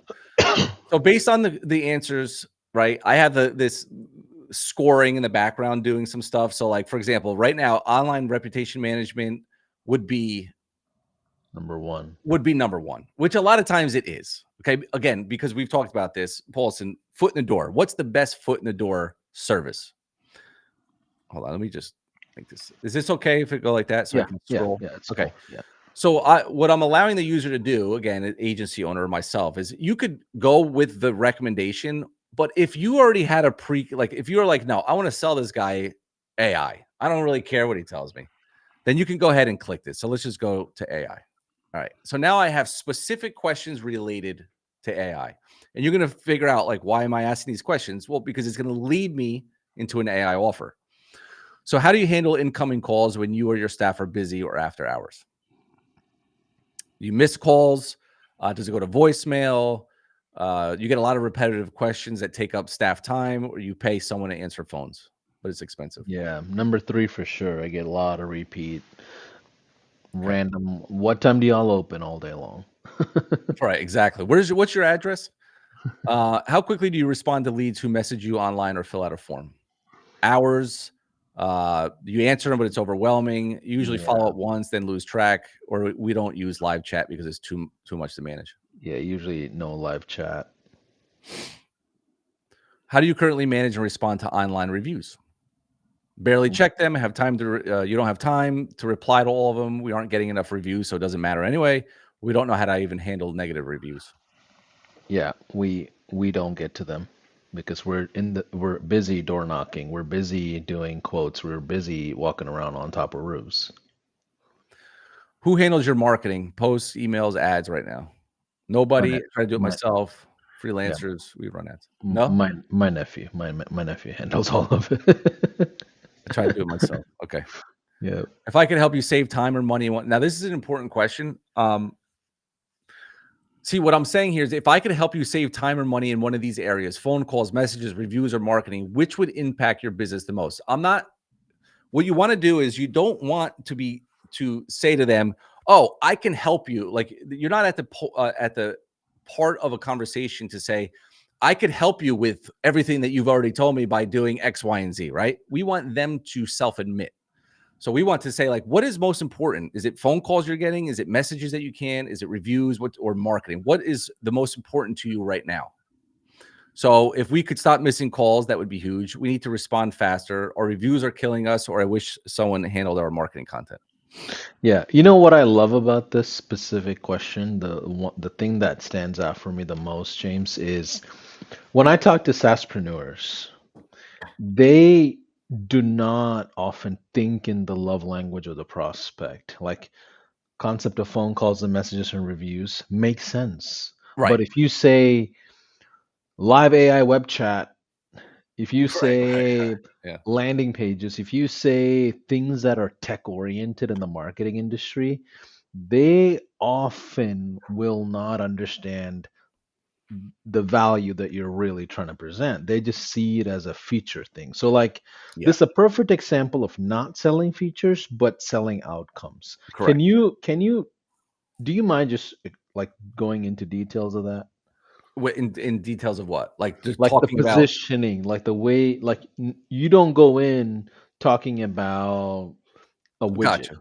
a widget. You Yeah, talk yeah. about outcomes that you're presenting on the sales side, Yeah, right? and you can see through these questions, I'm literally using like everyday normal people terms, not marketing terms. Yeah. So I'm asking questions in the sense of like, again, we here's what we find is a problem with businesses. You have problems getting to phone calls, messages, reviews, or marketing. You understand that, right?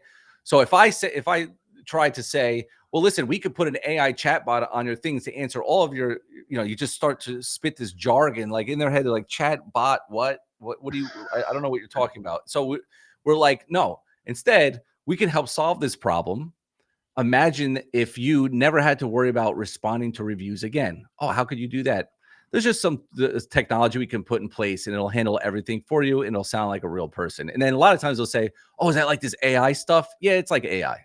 Yeah. You know what I'm What we saying? Like, just yeah, what we just described is the first major pillar of struggles that all SaaSpreneurs go through.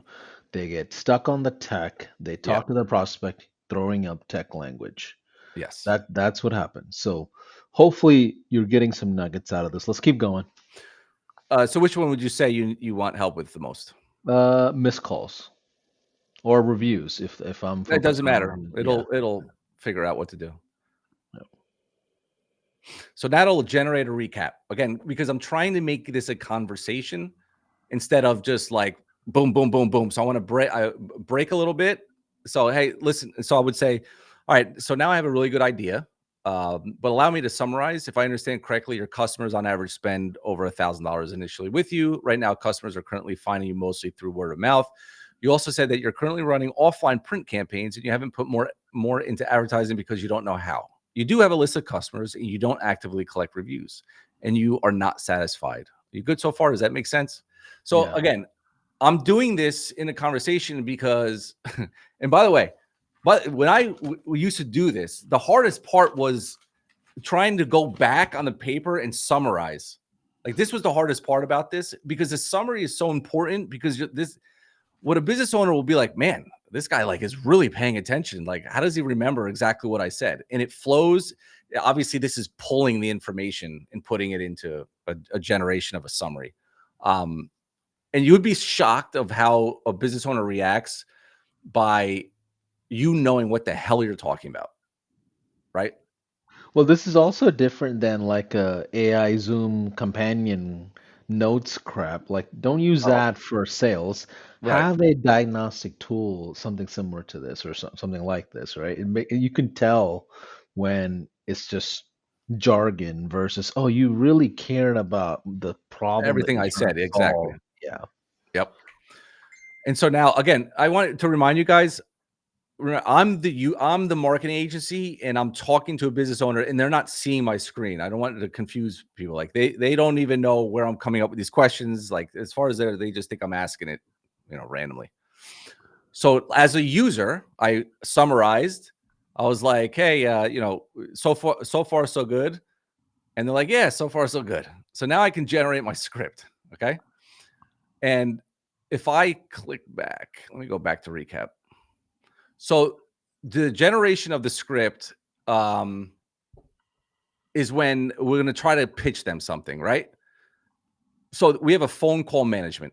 So we call this, oh, it's pulling the wrong one. Oh, no. Yeah, it's pulling the wrong one. Let me go back to template here, edit template. Let me see if it pulled it. All right, I'm going to go back here.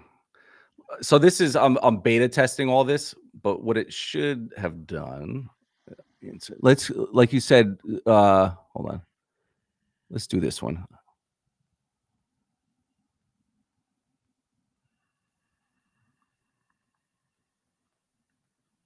Where is the phone call one?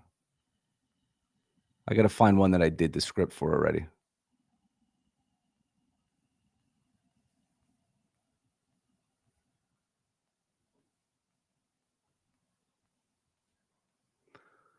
All right, let's see what this one generates.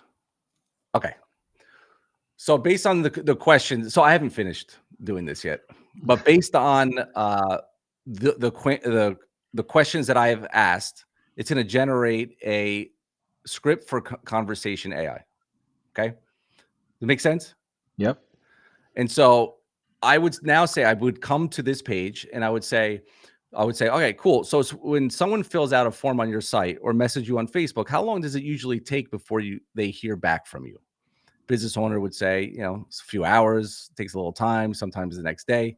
Right. And in that time, how many do you think just move on to the business and answers first? And so I'm going to start poking them a little bit, right? I'm going to start getting a little bit under their skin. And the business owner was like, I don't know, maybe most, like a lot of them, I guess, if I'm not answering, now they're getting pissed. Cause like, I believe I've done this with roofers before and they get like, some of them are a little harsh. Like, well, I don't know. Maybe they call the next guy. What do you want from me? I'm trying to do my best. And I'll say, like, exactly. And that's the leak. Leads don't die because they aren't interested. They die because nobody followed up fast enough. Now, imagine this. Every time a lead fills out a form, sends a DM, or texts your business, they get an instant natural response. It books appointments, answers questions, and keeps them engaged until you're ready to close. It's like hiring a 24/7 salesperson that never forgets to follow up. If I could give you a way to double the number of leads you close without spending a penny more on ads, would you even hesitate to use it? No, I wouldn't. And so I'm bringing them into the close. Okay. And again, I could actually use AI with an API key. So everybody, if you have an API key with ChatGPT, you could plug it in here, save it, and generate an AI script. I like to use the templates. Sometimes AI gets a little crazy. And again, I'm going through the flow of that picture I showed you a while. So let's say that Paulson says great. So I would mark them as sold. All right. That was what, roofing. Yep. And I could go back into the pitch and I could start onboarding. And here's the questions. I don't think I need to go through the questions, but this is now me onboarding the roofer. Okay. And so what did I sell them? I sold them conversation AI using Go High Level. All right. Now, really quick, before we get into questions, I'm going to go over and do this really quick. First of all, I could generate in this system practice interviews. So I could generate them, click it. So if I want to practice like online reputation management, I would just hit start. The system will answer as many questions as it can automatically and give me different outcomes. So then I just have to answer a few of them in here. They have a list. Website could be better. I've not implemented. Let me go to 10. And so now, what did I want to practice? Online reputation. So I select this service. Here's my service questions for reputation management. Are you using Google Ads? Now, this is the reason why I'm asking this, because if they're not, again, now I'm storing that this is another service I could use. Do you know if you're getting any leads from your Google profile? Oh, you don't know. Again, now I can help them rank their Google business profile.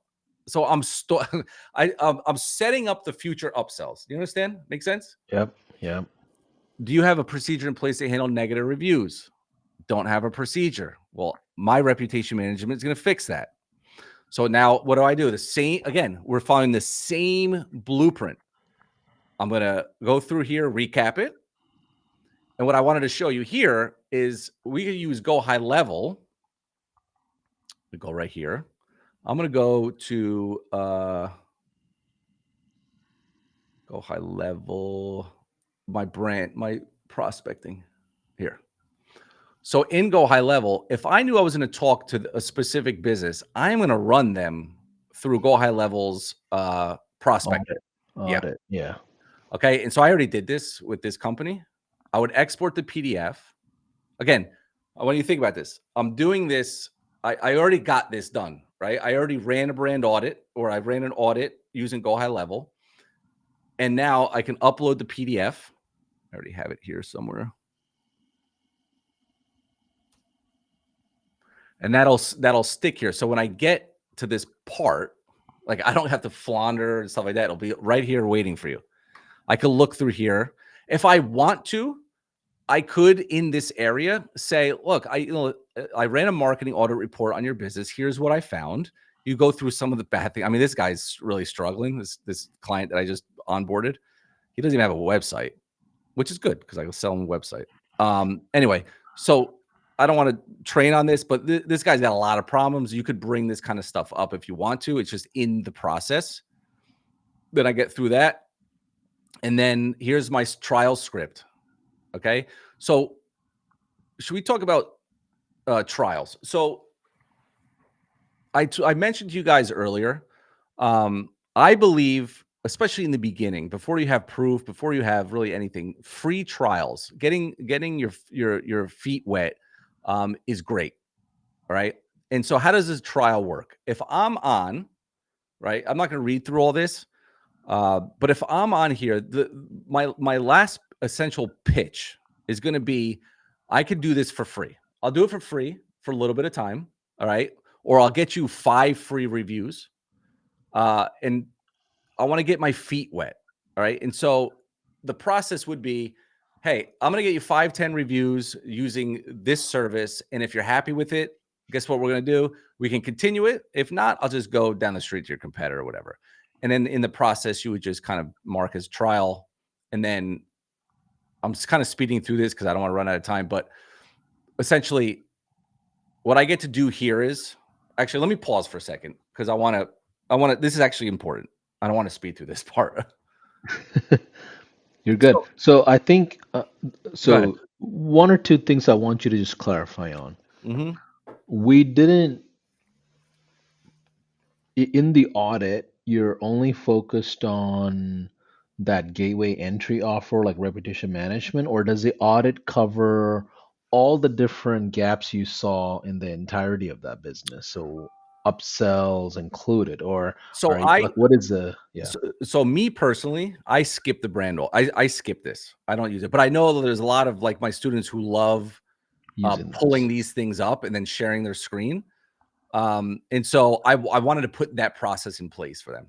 Gotcha. Essentially, And the reason why you skip it is because you already know you have a certain offer that makes sense for them. You have practice in the I could right. just Yeah. based on the question that I ask, most people honestly need. I shouldn't say most people. Most businesses need help with reviews, but I'm also not going after businesses that have 1,000 Google reviews and they have a multi-million-dollar dental practice, right? And I think that's a good another point that we need to understand is like you shouldn't be going after people who already have a thriving business, right? You want to Yeah. go after They the ones that won't. need help. Yeah. If they have a ton of customers and patients already, and you can't get booked for like 3 months, it doesn't make sense to bring in more leads to this week, Exactly. right? So Exactly. Yeah. okay, let's keep going. So that was a brand audit. Let me go over here. Yeah. Is this helpful, you guys? Are you getting a lot of insights out of what we're doing? We're going through some of the deep components of agency sales, you know. What I like about this the most, James, is that you're not coming in like linguistically like persuading them No, necessarily. no. You're coming in with data and a report that says, here are my findings, take it or leave it. That's kind of the mentality I'm feeling. Yeah. By the time I get to this area, like I know they've already kind of admitted that that's why I chose reputation management, right? They've admitted to it. And now I could go back when like I could go all the way back to the recap. No, not the recap. The recommendations. And if this isn't at least 100% confidence, then I know, okay, maybe I'm going to pitch them message marketing and database reactivation. So I'm not like haphazardly just choosing it to choose it. But these are the two main trials. Like I can run an easy trial for message marketing. I get like 50 people on their customer list and blast out an offer that they want to offer, like 20% off, whatever, a roof inspection. And I'll get results from that. And then what better way? And then online reputation, like helping them get another five-star reviews. Again, we're just going after their customers. Now, if they don't have a list, then you may want to dive into like AI some AI services or something like that.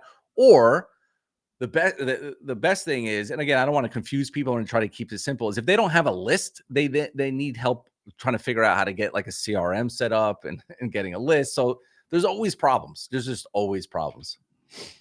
Love it. Let's keep going. I know we got to close up here. All right. So let's go back to this because I want to show you this. So let's say I set up a trial.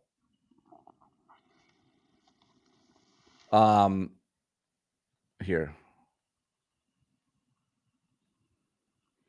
So I get this guy in a trial, and my trial is like, I'm going to get you some reviews.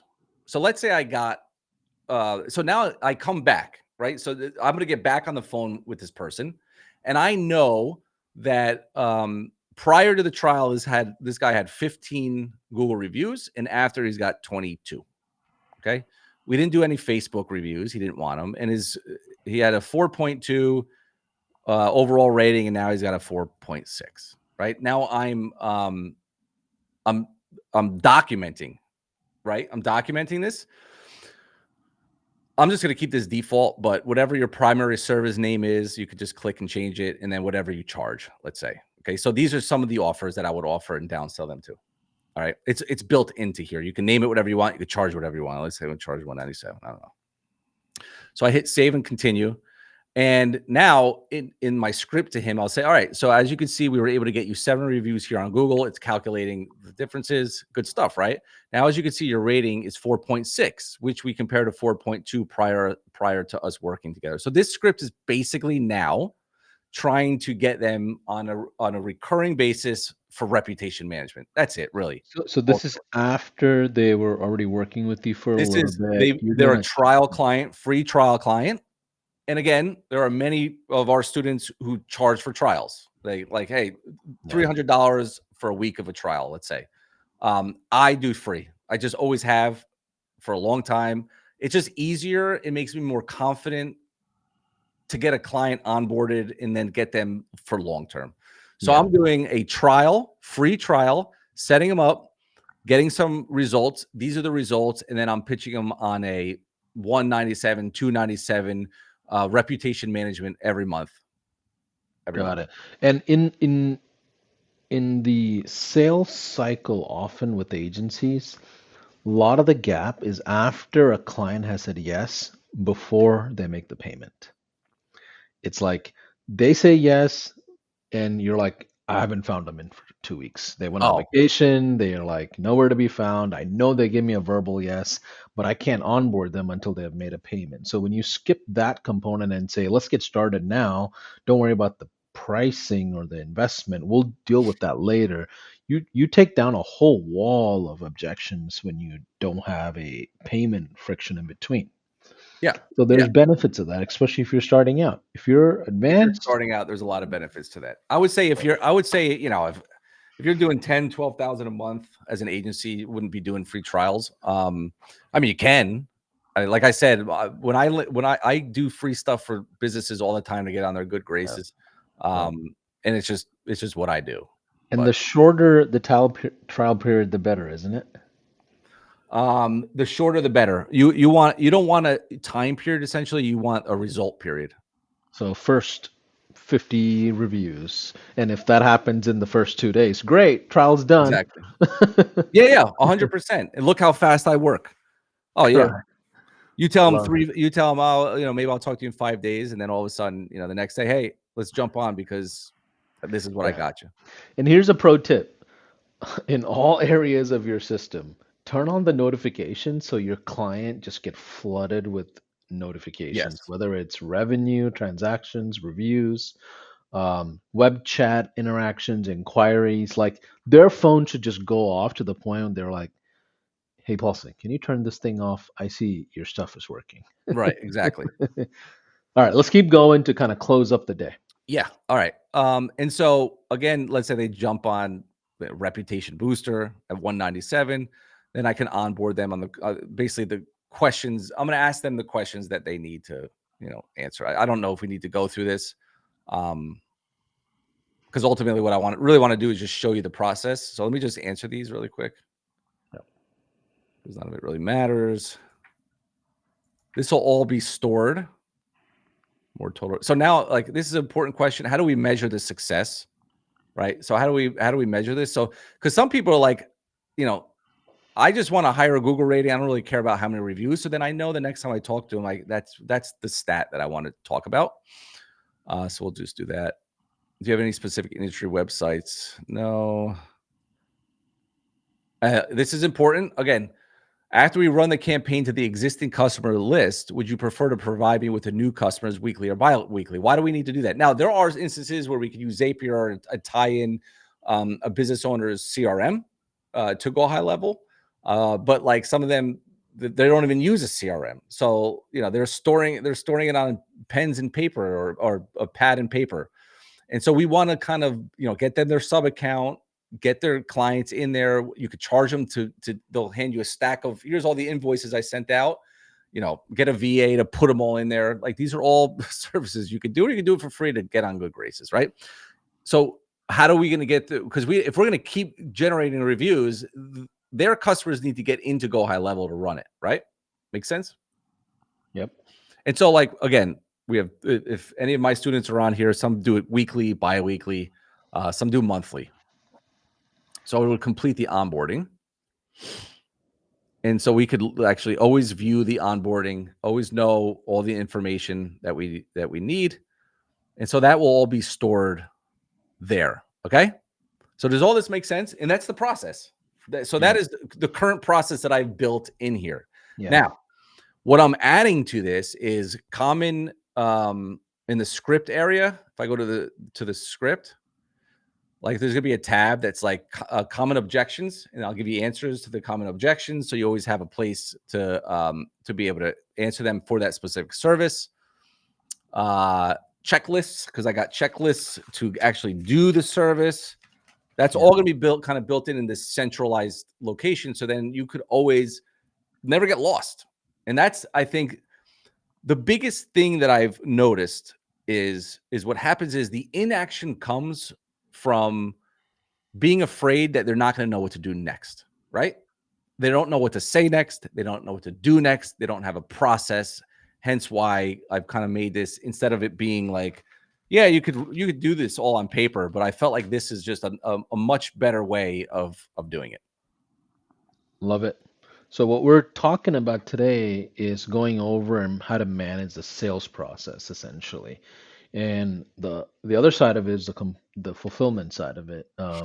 So what can you give us kind of a preview of what we're going to learn tomorrow versus Yeah. what all? So tomorrow I'm gonna show you guys a very slick reputation management. It's in your snapshot, by the way. I would just wait until tomorrow so I can walk you through it. So we're gonna have we'll set up the reputation management service. We'll add the AI reviews, the where it's auto responding to it, and I'll do anything else that you guys want to do. We'll set up the referral automation. So then when a client is in your system, on the back end, we will have automation set up to go out, trying to get them back on another call. So then you could ask them for referrals. I'll give you the scripts for that. So yeah. And anything else you Perfect. guys want to know? I got nothing but time on my hands. Perfect. So why don't we call it a day for day one? We went through the first three phases of the sales process, and tomorrow we'll go over the next component of it.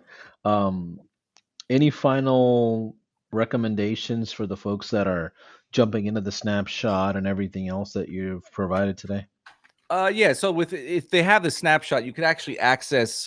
This is not, just so you guys know, this doesn't cost anything. Just so you guys all know this. Um, but it will be for Go High Level users or people who jump on a trial or upgrade or whatever it might be. And you'll be able to I'll explain tomorrow how you can get access to this, and it'll probably be ready in the next few days. I just want to add some more things to it, and I want to stress test it a little bit. And then, as far as, what did you ask me? I'm sorry. No, I was saying, what are we going to learn tomorrow Yeah, versus what so we covered tomorrow we'll today? be setting Yeah. up reputation management. We're gonna be adding some AI to it. We're gonna be doing some referral. Hold on. There was something else that I had on the list. Let me go back to my presentation. Here. Okay. So here. So the AI service set up. So we're going to do AI reviews, reputation management.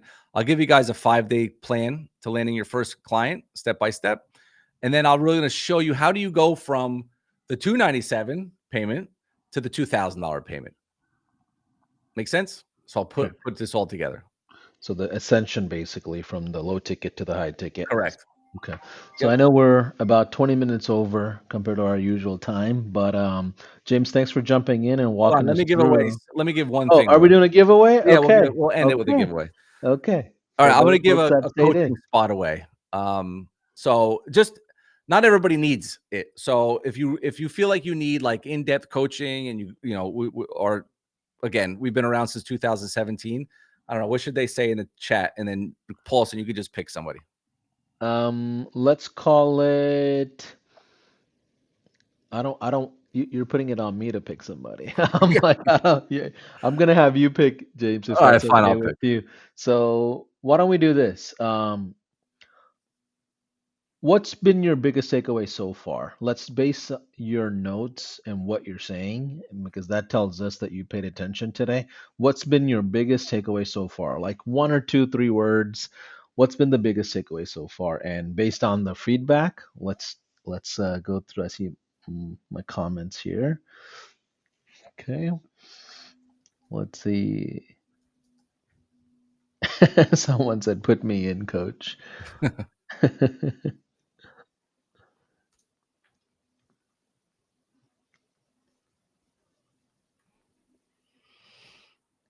Tell us what's your biggest takeaway so far. We spent the last hour and 50 minutes almost teaching you guys and gals how to exactly, go through something and build up an agency here. So no biases. James, your All right. call. All right. The best way to do this is because I can scroll. I'm just gonna close my eyes and like scroll, and then whoever it lands on is gonna get it. All right. That's what I do on our Wednesday night calls when we give like swag away. That's the best way to do it. All right, ready? Alex Britt. I All landed right. on Alex Britt. Okay. Sounds good, Alex. If you don't mind reaching out, um, to James, or send us your email info. We'll reach out to you and set that up. But what should they do to prep for tomorrow? Any homework or anything that you would love for them to kind of get ahead of, or like just I mean, in I general? everybody here everybody that's watching this, they either have a trial because they registered, right? Or there are Yeah, people out there that don't. yeah. They're for them to get the collaterals, they had to register for the event. There Okay. are people that watch it randomly, but Got we it. All don't right. So I control would that. say Yeah. the biggest thing is tomorrow you're going to need that snapshot. Um, and so like it's going to be like a walkthrough. So I'm going to walk you through setting this snapshot up and exactly what it is. And yes, there also will be some how to go from 297 to 2000. We'll probably go back into this sales tool a little bit. But in Right. order for any of this to make sense, you need to have go high level. So if you don't Yeah. have go high level, grab the trial and make sure you have go high level. All right. So bye for now, guys and gals. We'll see you tomorrow at 12 o'clock Eastern. That's New York time for those of you that are worldwide. Replays will be available on all the channels, YouTube specifically, in case if you ever want to go back and look at some of the old stuff. I would also recommend, as like a friendly reminder, I did a 2, 3 day workshop with James last year or year before that, James saying.